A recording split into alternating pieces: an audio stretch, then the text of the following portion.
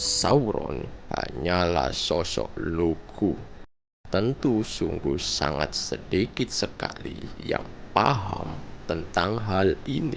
Baik, mikir lain akan paparkan mengapa Sauron yang dianggap sang antagonis hanyalah sosok lugu. Sedikit saya bahas tentang siapa Sauron dalam sebuah karya legendaris dan masterpiece dari J.J. Tolkien, yaitu Lord of the Rings. Ada tokoh yang dianggap bos dari segala kejahatan di era kedua hingga keempat di cerita tersebut, yaitu Sauron. Sauron dianggap sosok yang sangat ambisius untuk menguasai dunia Middle-earth. Bahkan konon ingin memusnahkan semua makhluk serta ras apapun apabila menentang ambisinya tersebut. Namun, jika mikir lain tentang sosok Sauron yang sebenarnya, Sauron hanyalah sosok lugu yang tidak terlalu paham akan banyak hal. Ada beberapa bukti pendukung keluguan Sauron tersebut. Sebelum menunjukkan bukti pertama, mikir lain akan tunjukkan dulu bahwa tidak banyak dari penggemar Lord of the Rings jika Sauron hanyalah seorang murid dari antagonis utama dalam serial cerita, yaitu Morgoth. Sauron tidak memiliki ambisi apapun dalam hidupnya. Dia hanyalah melayani seorang guru, yaitu Morgoth tadi.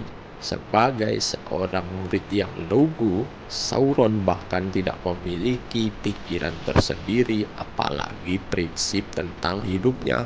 Saking lugunya, Sauron menganggap pandangan guru atau tuannya tersebut itu sendiri yang jadi prinsip hidupnya. Sauron tidak akan melakukan seperti yang dikisahkan di Lord of the Rings jika tidak lugu atau seorang pemikir. Ibaratkan nih, Sauron seorang tentara berpangkat kopral, memiliki komandan berpangkat jenderal.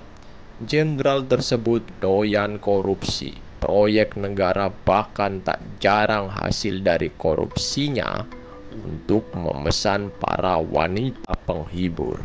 Jenderal tersebut juga tidak lupa akan orang-orang kepercayaannya.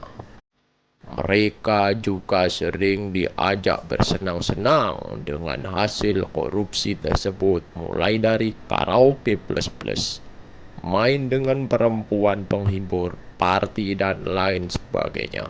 Sauron yang hanya seorang kopral lugu yang baru lulus dari akademi, kemungkinan besar menganggap sosok jenderalnya seorang yang patut menjadi contoh karena tidak jarang menyenangkan kerabat dan anak buahnya. Maka Sauron sang kopral punya cita-cita dan ingin segera naik jabatan hingga pangkat jenderal agar bisa memberikan kesenangan teman-temannya.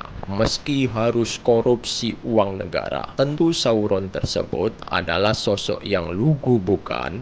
Bayangkan jika dia memiliki prinsip hidup sebelum bertemu dengan sosok komandan jenderal atasannya. Pastinya apapun yang dilakukan atasannya maupun orang di sekitarnya tidak akan mempengaruhi pandangan hidupnya. Bukti kedua, kalau Sauron hanyalah lugu, ada pada kondisi yang dia alami.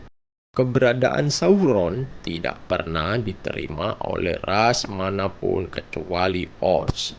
Ras manusia, apalagi ras elf yang bahkan terkenal akan kebijaksanaannya, sungguh ingin memburu Sauron bahkan ke ujung dunia sekalipun. Meski dikabarkan telah gugur dalam pertempuran, namun petinggi elf Lady Galadriel masih tidak terima apabila hanya sekedar mengetahui kabar tanpa bukti bahwa Sauron masih hidup dalam pengasingannya. Lady Galadriel terus memburu Sauron hingga ke ujung dunia dan memastikan kematian Sauron dengan tim pemburunya. Dalam situasi seperti ini, Sauron hanya ingin bertahan hidup. Tentu tidak rela dong, cuma sekedar mati sesuai keinginan Lady Galadriel. Sauron hanya lugu, dia melakukan apapun untuk bertahan hidup. Karena yang memburunya memiliki kekuatan dan kekuasaan yang sangat besar, maka cara Sauron bertahan hidup ya harus melebihi kekuatan dan kekuasaan tersebut. Ibaratnya nih, seorang anak jalanan yang bandel diburu oleh polisi karena kebetulan dia menyakiti anak presiden. Sang presiden tidak terima, maka TNI, Polri, dan seluruh pasukan khusus memburunya.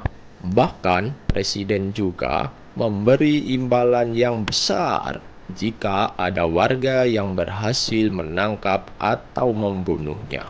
Dalam keadaan kepepet, anak tersebut tentu akan melakukan segala hal demi agar bertahan hidup kan?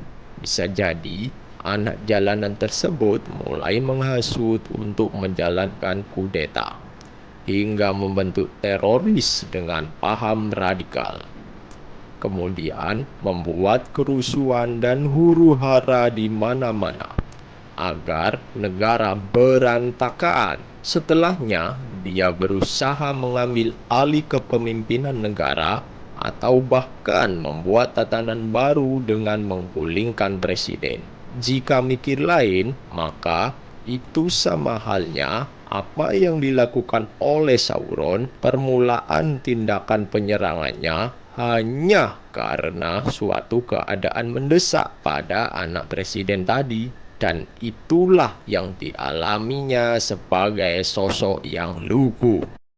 Namun, mengapa Lady Galadriel ingin sekali memburu sosok yang lugu tersebut? Mikir lain akan tunjukkan pada video selanjutnya. Bye-bye.